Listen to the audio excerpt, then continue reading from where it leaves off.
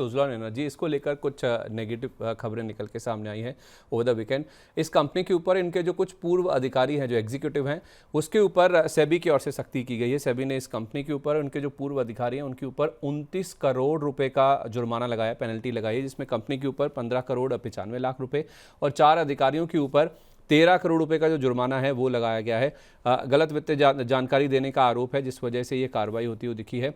Regulator को इनकी जो सब्सिडरी कंपनियां हैं उनसे जुड़े हुए कुछ जो लेन देन है, जो ट्रांजैक्शंस है, उसमें कुछ गड़बड़ी मिली है। एक तो उस लेन देन के कारण जो मुनाफा है वो बढ़ा चढ़ा कर दिखाया गया है, और दूसरा रेगुलेटर को लेन देन को लेकर कुछ अधूरी जानकारी मिली, यानी कि डिस्क्लोजर्स में भी कुछ कमियां पाई गई हैं। इन गड़बड़ियों के चलते एक तो इनका जो नेटवर्थ है वो इन्फ्लेट होकर दिखा है, और इनकी जो फाइनेंशियल कंडीशन है उसके ऊपर भी इसका इम्पैक्ट देखने को मिला है। 12 दिसंबर 2019 को एक्चुअली क्या हुआ था कि एक शिकायत आई थी इस कंपनी को लेकर, जिसको लेकर एक्चुअली ये जो जाँच है वो शुरू की गई थी।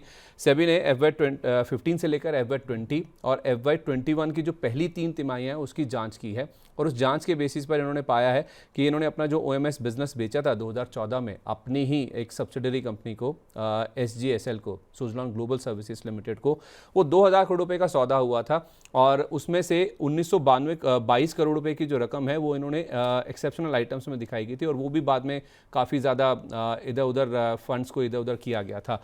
तो सुज़लॉन एनर्जी को लेकर आज हम देख रहे हैं कि रिएक्शन काफ़ी नेगेटिव देखने को मिल रहा है।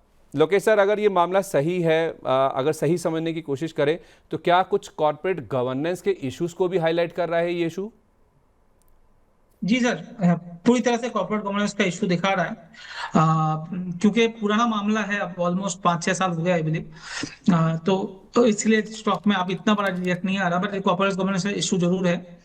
और जहां सीजी का इशू हो वहां एक बार के लिए तो दूर रहना चाहिए स्टॉक पे, चाहे रिजल्ट कितना अच्छा हो। रिजल्ट ही अगर ऊपर नीचे कर दे लोग, ऐसा ही इसमें दिख रहा है, तो थोड़ा सा अवॉइड करें तो ज्यादा अच्छा है स्टॉक को अभी। वरुण जी, आपकी क्या राय है? ये जो पूरा मामला आपने देखा, क्योंकि ये मामला पुराना है इसलिए बाजार ज़्यादा रिएक्ट नहीं कर रहा, 4-5% की गिरावट है स्टॉक में, या फिर आपको लगता है कि ये मामला जुर्माना लग गया उसके बाद सुलझ जाएगा, कोई ज़्यादा एक्शन नहीं होगा? जी, देखिए संदीप जी, लोकेश जी की बात से मैं सहमत हूँ कि अगर कॉर्पोरेट गवर्नेंस आता है तो यहाँ पर एक आपको एक रेड फ्लैग होता है, और यहाँ पर आपको एक जो इन्वेस्टमेंट है आपको यहाँ पर एक देख के करना चाहिए। बट अभी जब मैं प्राइस एक्शन देख रहा था, जब 2019 से 2021 का जो मामला है, करीबन ऑलमोस्ट 7 ईयर्स के आसपास हो चुका है, आई थिंक वो प्राइसिंग है। और उसके बाद आप जब प्राइस स्ट्रक्चर, प्राइस एक्शन देखे सुज़लॉन का, तो करीबन 4 रुपीज़ से 9 रुपीज़ के आसपास का यहाँ पर एक बैंड था। उसके बाद स्टॉक ने काफ़ी बड़ी रैली की।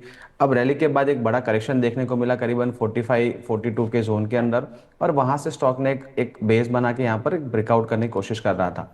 अब जब ने जो थोड़ा रिकॉल करेंगे, हमने बात किया था करीबन 52-51 के जोन के आसपास, छोटा सा स्टॉप लॉस था 50.50 का, और वहां से स्टॉक ने काफी अच्छी रैली दिखाई थी, और करीबन 58 के लेवल्स हमने देखने को मिले थे। अब आप देखेंगे 58 का जो लेवल था प्रीवियस मंथ यानी अप्रैल मंथ का जो हाई था, उसके साथ यहाँ पर एक रेजिस्टेंस फेस कर रहा था, और वहां से एक शार्प सेलिंग प्रेशर आया। डेली चार्ट्स पर आप देखेंगे तो एक हायर बेस बनाया है एग्जैक्टली 50 के जोन के आसपास। तो अगर आपको एक ट्रेडिंग बेट के तरह लेना है तो या 50 के स्टॉप लॉस के साथ यहाँ पर जो गिरावट आ रही है वो एक करेक्शन मान के हम ऐड कर सकते हैं। करीबन 52 से लेके 54 का एक जोन है, वहाँ पर एक स्ट्रॉन्ग सपोर्ट दिख रहा है, वहाँ पर एक बार आप पोजीशन ऐड कर सकते हैं, 50 का स्टॉप लॉस रखेंगे। और जब स्टॉक रिवर्सल करता है तो यहाँ पर 58 के फर्स्ट टारगेट रहेंगे, 60-62 का दूसरा एक जोन रहेगा। अगर इससे निकालता है स्टॉक तो करीबन 70 के टारगेट बन सकते हैं। तो यहाँ पर ये जो कॉर्पोरेट गवर्नेंस इशू है बिल्कुल एक रेड फ्लैग है, बट यहाँ पर जो गिरावट आई है और मार्केट जो सबड्यूट रिएक्शन कर रहा है, तो मैं समझूंगा यहाँ पर एक बाय ऑन डिप का एक मौका है, और यहाँ पर एक स्टॉप लॉस और रिस्क रिवॉर्ड काफी अच्छा है, तो एंटर कर सकते हैं। ठीक है, मतलब कॉन्ट्रेरियन व्यू होगा ये। जी सर। तो 52 से 54 की रेंज में लेना है, 50 रुपये का स्टॉप लॉस, 58, 60, 62 और 70। कब तक आ जाएंगे ये लेवल्स?